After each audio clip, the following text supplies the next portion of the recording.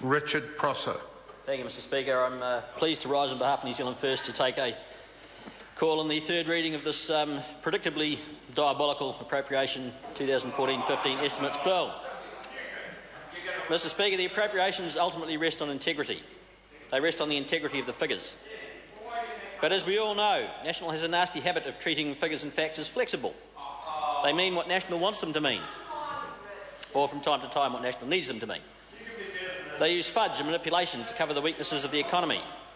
They do not want the stark facts of the growing inequality in New Zealand to be revealed. Despite the best terms of trade in decades, we still have a chronic balance of payments deficit. That underlying weakness puts the New Zealand economy and all the estimates and projections at risk. New Zealanders should be deeply concerned. In the 2014 budget, a small, highly contrived budget surplus of a few hundred million was manipulated. It vanishes like a desert mirage on closer examination. National knows 100 ways, probably 200 ways, to manipulate a surplus when the government's income is over $65 billion. But if this government were a company, then the auditors would now be in jail for deception. Where is there a true accounting for the hundreds of rotting school classrooms? Where is the making good of the scores of cuts and freezes in important public services and agencies? Let's think of a few of them. Oh, more than one, Mr Connor. Conservation. Conservation is underfunded. Conservation is always underfunded. It is always required to deliver a great deal, and it is never funded adequately. That's why we're talking about PPPs, private-public partnerships for conservation. The Pepsi-Cola Kahurangi National Park coming to you soon, perhaps. But there seems to be plenty of money for additional 1080. This government seems hell-bent on bombing the bush with more and more poison. You know, New Zealand uses something like 90% of the world's production of 1080. Nobody else seems to need it. But we carry on increasing its use. Years ago it was all for possums. We don't hear much about them anymore. Now we're chasing rats and stoats. So another $20 million to go into dumping 1080 on another 500,000 hectares of conservation land. 1080 that kills birds and insects directly, native birds. And all in the name of a beach mast and a biblical plague of rats. A biblical plague of rats. When, I wonder, Mr Speaker, is this government scaremongering going to start dredging up demons and vampires and witches? This biblical plague of rats for a beach mast that we're told is unprecedented. Well, they occur about every 3 to 5 years, Mr Speaker, the beach mast. And you know what? It's already over. The great beach mast with this great drop of seeds is already finished. The seeds that weren't consumed are rotting on the ground, probably gone by now. And yet the operation to kill the rats is only just about to start. We know, after drops like this, that populations of rats and fast-breeding animals such as rats rebound much faster than slow-breeding populations of native birds. So this 1080 bombing will create a plague of rats where there wasn't going to be one before.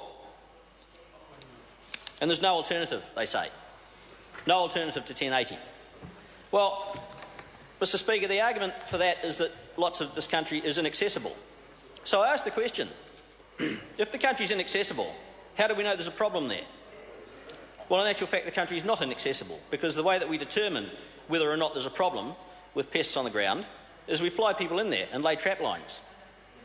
And from the trap lines, we extrapolate how many rats and stoats and other pests we believe are in a certain area, and then calculate the amount of poison needed to kill them and go away and bomb it. And then when that's been done, they fly the trappers in again, and they lay more trap lines. And from when the residual trap catch is down to 6% or 2%, they declare it's been a success.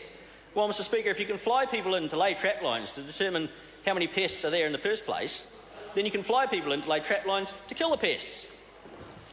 It doesn't even pass the logic test. Border control. Mr Speaker, another area of this government's chronic underfunding. The budget keeps being cut. There are fewer boots on the ground. We rely on the smart gate. New Zealand and Australian passport holders with electronic passports used to be able to just waltz through, well, can waltz through without so much as a body leave. Now that's been extended to frequent flyers from a particular Chinese airline. And they could be bringing in anything at all, uninspected. A jar of honey, foot and mouth disease. We inspect only about 25% of shipping containers that arrive in this country. 1 in 4. We have no idea what could be in the other 3 and 4. Could be snakes, could be foot and mouth, could be spiders, could be anything. We don't know. We're never going to know because we don't inspect them. And we haven't got enough dogs. The police budget, again, flat for 5 years, and actually, in this year's budget, reduced by $40 million. When you take inflation into account, Mr Speaker, that's an actual $80 million reduction in the amount of budget that the police have for frontline operations. So they're underfunded, under-resourced, understaffed because of that. And now we have the debacle of one police region reclassifying burglaries and other crimes so that they don't get recorded. Well, if that's not covering something, Mr Speaker, I don't know what is. And while all this is happening, dedicated officers disappear to Australia where they get paid properly and resourced properly. And crime continues to rise, but this government rests on the falsehood that it's falling because the figures are dropping. Well, the figures are dropping because crime's not being reported, because people are simply aware that the police haven't got the resources to respond to it. And then there's defence, again in New Zealand, always underfunded. And even more so under this government, Mr Speaker. We are beginning the commemorations of the 100-year anniversary of World War I. And in the Prime Minister's speech this afternoon, he made reference to our proud history of waging war at sea and in the air. And that's true, we have got a proud history of that, Mr Speaker. And for a maritime nation such as New Zealand, isolated completely by sea and by air, it is only common sense that that's where we should focus our defence. But at the beginning of World War I, at Gallipoli, our forces were slaughtered because they had no air cover.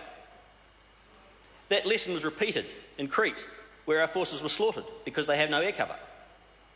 And today, under this government, Mr Speaker, we have no air cover because National never restored the strike force. That 73% of the population wanted brought back.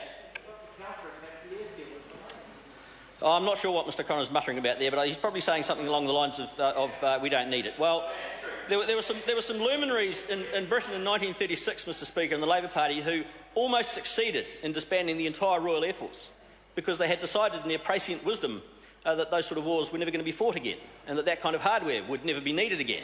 And 3 years later, World War II came upon them. I'd love to have the same crystal ball the National Party has, where they can predict the future and where they can say that there will be no more wars, that we will never have to fight again, we will never have to defend our territory, that we'll never need this high-tech hardware because we know the future and this is not going to be a feature of it. We are getting some new trainers, Mr Speaker. The Air Force needed a new advanced high-tech trainer because the leased Beechcraft that we've got are coming to the end of their serviceable life.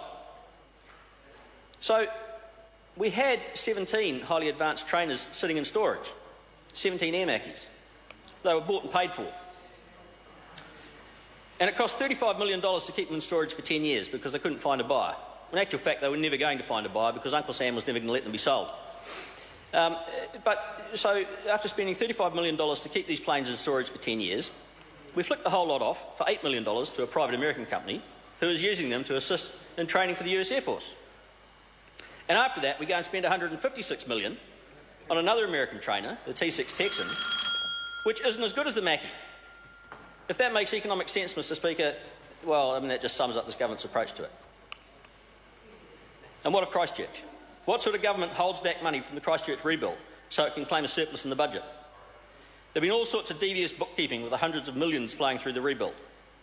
Mr Brownlee needs to fully explain himself to the people of Christchurch and to New Zealand. The surplus is insignificant when set against the real economic problems that New Zealand has.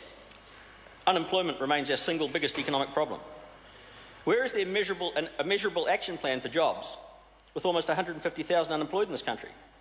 And if you add to that the total who want to work but who are underemployed or have just given up trying, we run up to about 250,000 people who are looking for more work than they have. It's a shocking, even an obscene waste of human potential, Mr Speaker. The so-called surplus is a myth. It is a scandal to pretend that it actually exists. On September 20th, New Zealanders will have the opportunity to put some real integrity back into our system and some common sense by voting for New Zealand First. Thank you. Jonathan Young. Thank you, Mr Speaker. I'm very pleased to stand here this afternoon.